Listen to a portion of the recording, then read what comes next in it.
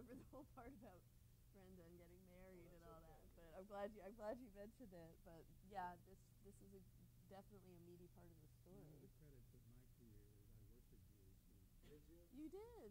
I developed 3 television programs. Really? Out here? No, in New York. Really? Yeah. Now we are. Please do continue. Richard Pryor and I were both unknown at the same time in the Cafe Au Go-Go years, during the Cafe Au Go-Go years. He was perfecting his Rumpelstiltskin bit, which was his passport to television. Both of us obviously are still in our early undeveloped stages, short hair, suit and ties, mainstream comedy, call it. And he was like a step ahead of me in terms of, we're both working there sporadically, occasionally on the same night. And he got an interview with the Merv Griffin people. And then he went for his interview and he was given a date. And while he was waiting to do his first appearance, they came in to see me. So I got an appointment. Then he did his first show, then I got an interview, and I got a date. And then once he did one, they gave him some more, and I got my first one. Now, what happened on Merv Griffin was very, very important to my development. First of all, it not only opened the door for television for me, Merv loved me. I did the Indian Sergeant. It was a great bit. It's a fish out of water routine, which is about how a first sergeant in the movies, these kind of guys, over here, all right, everybody, move them tanks out, get those troops over there. You guys, more ammo, one of those guys, how he would be if he lived in Indian days. And it was about the Indian Sergeant. And it was very clever, but it was fish out of water, easy to write. I killed on Merv with it. And Merv's, immediately they gave me 3 more. Now, I had a few things in my act down at the Cafe Au Go-Go that I learned. I figured, well, I can engineer them. So I had no more material. All I had was the Indian bit. Where shall I resume? Yes. I got on Merv Griffin and I killed, and they gave me 3 more dates. And I was in a semi-panic because I didn't have any other thing like that, like the Indian Sergeant, to do. But I had pieces in my show, spoofs on daytime television, spoofs on the newscaster and the disc jockey, and I figured, well, I can pull them together. The first thing I did, I was smart. First thing I did was tell the producer, Bob Shanks, I said, Bob, I want you to have Merv ask me on to do the Indian Sergeant again because he liked it so much. So that got me past the first one of the 3. It was clever. And he did. He said, yes, that's fine. And Merv loved it enough to do that. So I did it. The second show, I did that again. And he went through, all disclaimers came from him. I didn't have to say a word about it. Then for the next one, I had pieced together some things, and I did the 3 shows. And then they gave me 13 more. Well, you don't walk away from 13 dates when you've been in Indianapolis staring at coffee cups. So I had to accept, naturally I accepted them. And I thought, well, what am I going to do? And meantime, the Mike Douglas show was on the same syndicated network as Merv, Westinghouse syndicated television. They both went all around the country, but they weren't networked. They weren't on simultaneously around the country. They went on at different time zones and different places and everything. So I was starting to do the Mike Douglas shows. Everything I did on Merv, I did on Mike Douglas. I did the Indian Sergeant first. I asked them to have me back and do it again. Then I did the Wonderful Wino, the disc jockey. That was the next thing up, I think. Then I did my newscast. Now what happens is this. I found out I had to start writing stuff at a very fast rate, which I'd never had to do. So I would go down. We lived on the 6th floor, Brenda and Kelly and I, on the 6th floor of the apartment building in a small apartment. And I would go down to my mother's apartment where I had grown up in the same building while she was at work. And I would sit at the kitchen table and I would write. And it was all longhand. I didn't use a typewriter. God knows there were no computers. Everything was longhand, and I would write things, and I would write things, and I would write them. And I came up with the Indian Sergeant. I said, okay, I'll do an Indian Columbus on Columbus's ship. Same premise, but now you just do all maritime and pirate and seaworthy stuff. You just do the jokes, different jokes. And it was easy. And then I did the disc jockey. Then I realize I had a newscast, news, sports, and weather. The newscaster, the weatherman was Al Sleet, the hippy-dippy weatherman, and the sports. And I realized they didn't have to memorize this stuff. because a newscaster sits with a script. So I had my stuff, and I would do the newsman, and I'd have him look down, and I knew the story well enough to just get a reminder. Okay, this is about the two people in the park. Yeah, okay, I know that, and I just used the pad, just do that. And I wrote the News, Sports, and Weather, Volume 2, and then Volume 3. They were just new generations of good stuff, too, good jokes. Same with the disc jockey. I did a second version of him. Then I'm back to the Indian. They say, ask me to do the Indian again. And I do the Indian. So patchwork, and you know, I had to learn how to write on demand. And I didn't try anything out anywhere. I just did things straight to television. I did not, there were a lot of people who say, I'm in the clubs, I'm working on a piece for television. I mean, these are guys that already had done television. They said, I'm doing a piece for TV, I'm working on a piece. Trying it out in the clubs. And I was working the opposite. I would do something on television and then put it in my club act. If it worked on television, well, it's got to work in the club too. So it was the strangest period. 1965, 66. Well, 66 is another turning point. But 65 was loaded with Mervs and Mike Douglas's. And then I did the Jimmy Dean Show on ABC. Right. And that was my first network primetime variety show, produced by Bob Banner Associates. And Bob Banner and Associates liked me so much at the first taping, which wasn't going to air for another 3 or 4 weeks or so, they had me back the next week to tape again, and they slotted it in at another time. So I did the Indian Sergeant and I did the newscast. And I had 2 networks shows under my belt. Banner, meanwhile, I didn't know this. Now I'm working at the Basin Street East in New York City, big nightclub, with the Tijuana Brass, who were hot as a pistol then. They were headlining, I was opening. Well, I didn't get many people's attention during the opening because there was a lot of drinking going on, but I didn't care. I was on a good, important bill, and I was making good money, and I was in New York.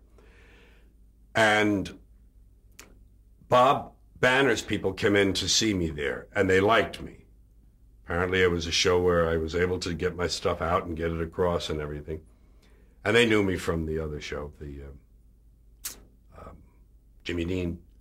So they had they were the producers of Andy Williams' Kraft Music Hall, a big time network evening primetime show, variety. And during the summer hiatus, the replacement show was going to be called the Kraft Summer Music Hall. And it was John Davidson, who Banner managed, and they produced that show. And they hired me to be the writer and to be a weekly comedy presence. So I went to Hollywood in 1966 with Kelly and Brenda, not knowing we'd never come back, but feeling that we were on to something. And I did 14 Kraft Summer Music Halls. I think I got $12.50 a week on them, and that was sure thing, 14 in a row. And I was the writer. I got into the Writers Guild. I was I got into AFTRA finally, and here I was on television all the time. And the following year, I got on another summer replacement show on CBS for Jackie Gleason's. He was gone for the summer. They gave that show, they called it Away We Go, and they gave it to Buddy Greco and me and to Buddy Rich and the orchestra, the 3 co-hosts with the great orchestra, and Buddy Rich was incredible. And the 3 of us, and there I was again on network television the following summer, 13 or 14 shows. And I became known as a reliable primetime variety show comedian. And the act that you were doing on these shows, or the writing that you were doing, was it dissimilar to the previous incarnation? Was this starting to shift? It wasn't shifting much, except that I was casting about for new subjects. There are some things from that second year that I really didn't like. Things I did as the monologues that I didn't like. I did a couple of monologues on the Kraft Summer Music Hall that they cut. Just didn't work. I mean, I was trying too hard. I was digging too deep. There wasn't a lot of things there. I was an undeveloped writer. I was really a club comedian with a limited, here I was 24, 25, whatever. Yeah, right. No, by now I'm in my late 20s. So I didn't have the depth of experience in my matrix to call on. I wasn't writing from that spot. I was writing superficially from the front of my head. and it was thin. So I began to do these, but I hated doing these variety shows. I started to get like, I got other ones. I got the Perry Como Special in Hawaii. I got Jimmy Rogers. I did Roger Miller's variety show. I did Carol Burnett. I did probably 5 or 10 more. Sullivan, I held out. They wanted me on Sullivan, and I held out. I told my manager, I said, no. I said, I've heard that they chew young comedians up there. The reputation of the Sullivan Show was that after dress rehearsal, Sunday afternoon, they would come to you and say, okay, you need to cut 1.5 minutes. And that was fine. But then, okay, so you cut the 1.5 minutes. Now you do the live show. Just before you go on, they come and they say, the roller skating chimpanzees went long, so we need you to cut another minute. And this is a live show. You're about to go on in another 5 or 10 minutes. And they're telling you to cut 1 minute. Well, I did hunks. I did things that were pieces. I couldn't take 1.5 minutes out, even after dress rehearsal. I couldn't take 1 minute out on show. I either junked the whole piece, or I went back and came back a week later with a shorter version of it. But I was afraid of that. So I told them, I don't want to go. I don't want to go. I waited about 1 year or 2 years. Finally, I went on. It's a very frightening experience. I will never forget the Sunday walk. I did 11 of them. Yeah. They're all live. Some people of a certain age don't know anything about that. They've heard about it, but there's no turning back. You're scheduled. You'll be on there. And I would walk from the Americana Hotel. It's been renamed now. It's over at 52nd or 3rd on 7th Avenue. And I would walk with my garment bag. From there over the short walk over to what is now the David Letterman Theater stage door, the Ed Sullivan Show. And my stomach was just a knot. I was just so afraid that I knew the audience they were dead. They were just dead people. Yes, they laughed at Myron Cohen. They understood him. They knew him. He was familiar. He was like a good old comfortable chair.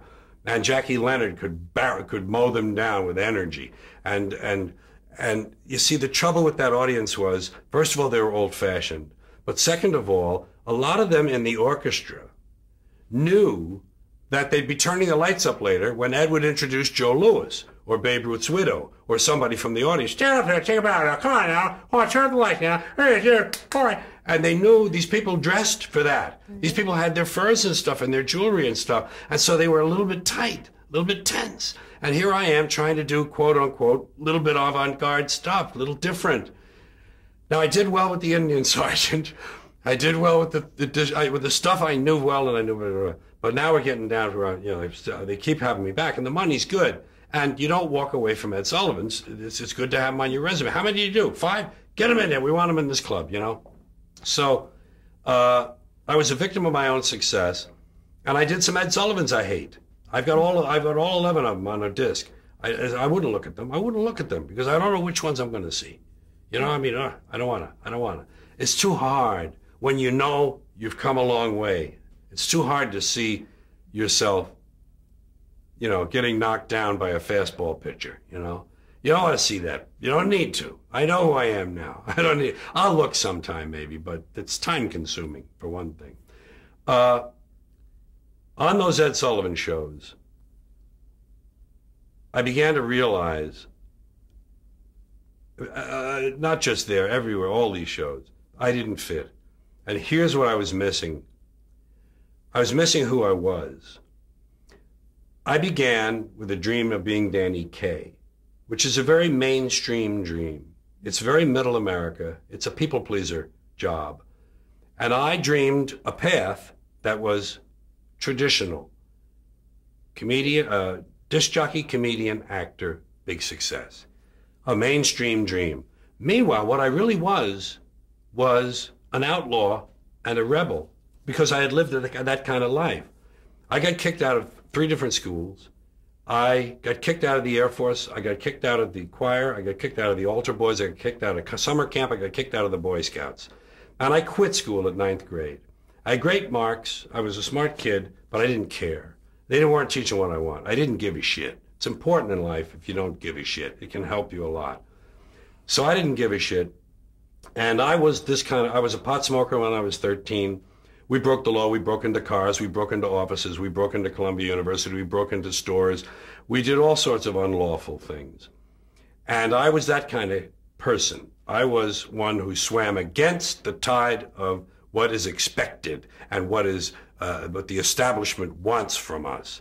But I didn't know that about myself, because this dream blinded me. This dream was about America, about the path that we all follow, the middle of the road, middle class America, mainstream will dream. And meanwhile, I'm sitting there like this, fuck those people. Fuck that shit. Look at this stupid shit. No, I don't want to be in the bunny number. Can I get out of the bunny number, please? I don't want to put on that fucking uniform.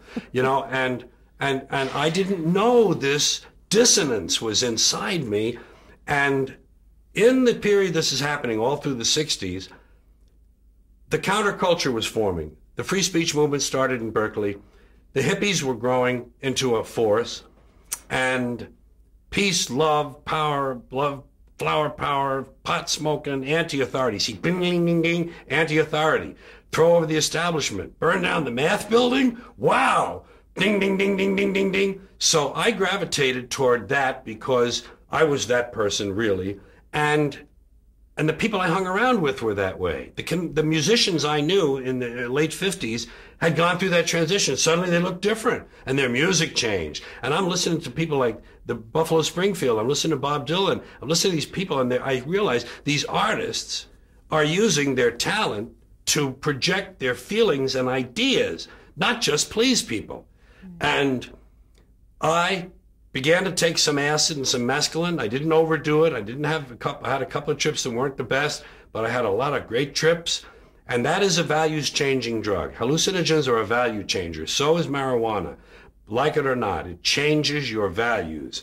It opens up windows, doors of perception, Aldous Huxley called them.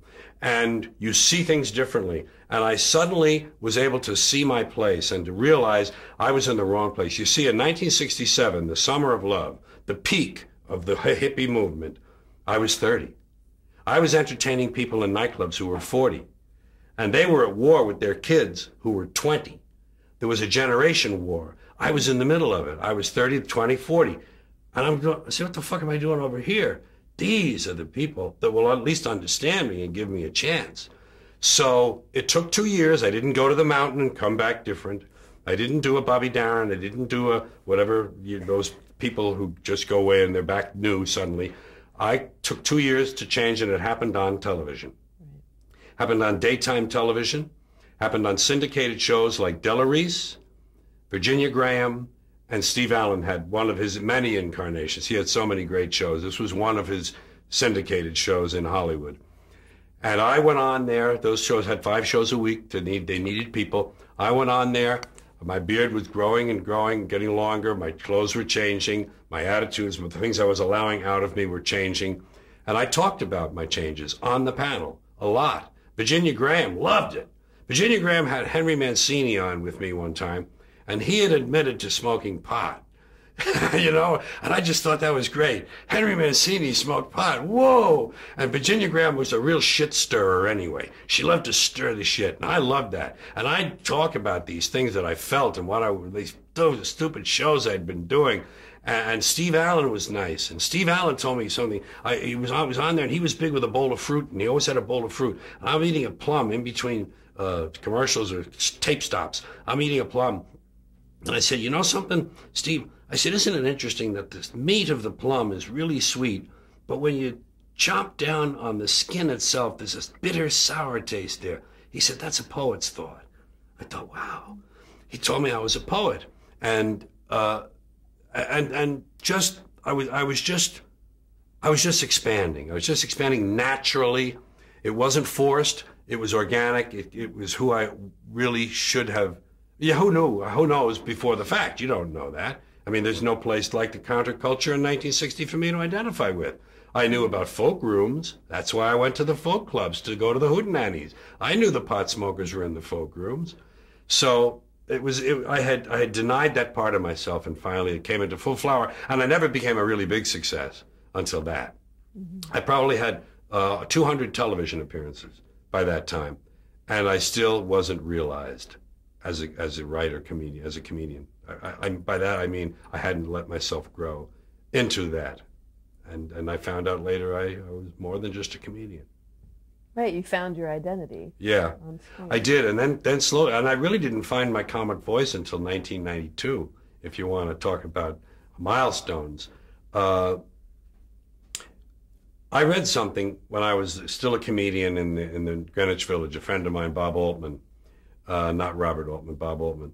He told me about Arthur Koestler's act of creation, and in the act of creation, Arthur Koestler. I don't remember the details of this well enough to do it justice, so I'm going to have to shorthand it to the part that meant something to me. He showed a triptych, a 3-paneled illustration. And and there were several listings down, several listings in the vertical column, each of them. And then, of course, you could go look across from one triptych to the second to the third. And that was the progression of a creative person. And the jester was in the first triptych. And the jester is, of course, a person who makes jokes. He makes these funny jokes. But if he has ideas attached, if the jokes are built on sound ideas, if there's something philosophical in his thinking that the jokes illuminate, then he's a bit of a philosopher, too. So he goes to the second part of the triptych. Jester becomes jester philosopher now. And if he does those things with marvelous language, language that thrills us, particularly graceful combinations of words and runs and rhythms of language, then he becomes a poet as well. And so the jester has become a philosopher poet, and he's all one. And I read that at a very young period before my development really kicked into gear, and yet somehow it stayed with me. And I think I can now do a little justice to that theory. I think I can claim to have my essay, they're essays now. There are sound ideas in them. The jokes are great. I would never run from jokes. Joke, joke, joke, joke, joke. I love big jokes. I love fat jokes. I love home run jokes. And I just put in 5 or 6 more the other day in this piece that's almost finished. And I love the jokes. But the jokes are there to decorate the ideas. The ideas are about what I don't like in this country, what it is I'm sort of kind of disenchanted by in my fellow man, my fellow human, and my fellow American. So those are the ideas. But then I found that I have this ability my father had to be really good with language and to put it into kind of interesting sounding bits and snatches and runs and trills and things. And so I've kind of gotten that. I mean, I kind of have inherited that. And now I feel fully realized as a performing writer. See, I used to think of myself as a writer, as a performer who wrote his own material. I always bragged about that in interviews. I'd say, I write my own material, because a lot of comedians didn't. I'd say, I'm a comedian, but I write my own material. Now I think I'm a writer who performs his own material. I write, but I have 2 places for it, books and on stage. And then on stage it becomes HBO. HBO saved my creative, and commercial. The marriage of the two saved me, because my record career had pretty much died down. I had 4 gold records in the early 70s, and you can't be the new hot guy in town forever. So I began to fade and then run out of ideas. I drifted a while. HBO came along.